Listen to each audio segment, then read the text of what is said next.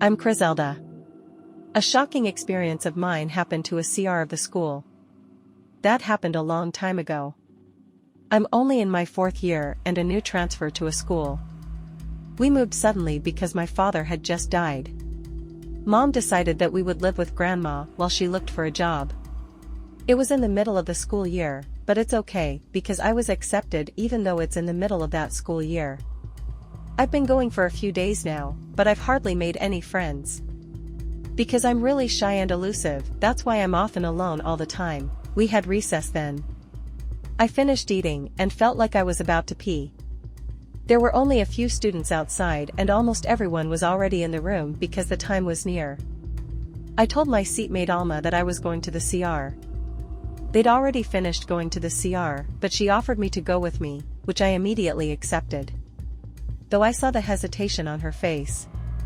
I asked if she was sure. She said I'm fine with it. She said something to me, but I barely heard it, because I was really in a hurry. 2 CRs in that school have 4 doors each. One CR is near the office. I used that because that's what I was taught first. But because I saw that the line going to that CR was long, I went straight to another place. To the CR behind the canteen, I'm closer to that. It was clean and uncrowded. I hurried to one of the doors and was about to enter. I heard someone knock on the door. I stopped and felt. That's when the knock came, when suddenly a woman spoke from inside on one of the cubicles. She asks if there is anyone outside. I was the only person there, but I didn't say a word and I continued to go inside one of the cubicles. While I was urinating, the girl was banging on the other door. Her voice is getting loud, asking if there was someone outside and, please open the door, because she was in there. I frowned after I finished peeing and went out. The loud knocks are becoming more frequent, mixed with pleas to open the door to whoever is outside. Still no one else. That's why I went to the door and tried to open it. I didn't see any lock outside. That's why I was surprised and she couldn't open it. I was confused and annoyed because of the girl's haste. So when I couldn't open it, I tried to push it. Because I know that my body is big. When I opened the door, I was very surprised. I didn't see anyone.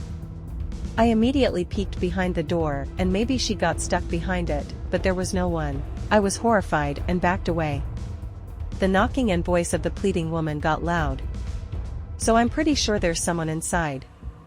But why didn't I see anything? My hair stood on the end of my spine. So I suddenly turned to run. But a woman wearing a bloody uniform surprised me. He looked at me intently. While stepping closer, she said that why did it take me so long to open the door for her? She said she would still be alive if I opened it sooner. I felt a strong fear crawling through my body. My hands are getting stiff and I can't move from where I'm standing. I was just catching my breath as my eyes widened, looking at the bloody woman. She is getting close to me. And at that point, I closed my eyes and managed to scream out loud. A strong slap on the cheek woke me up. And when I opened my eyes, Alma and the rest of our classmates were in front of me. The bloody woman is gone.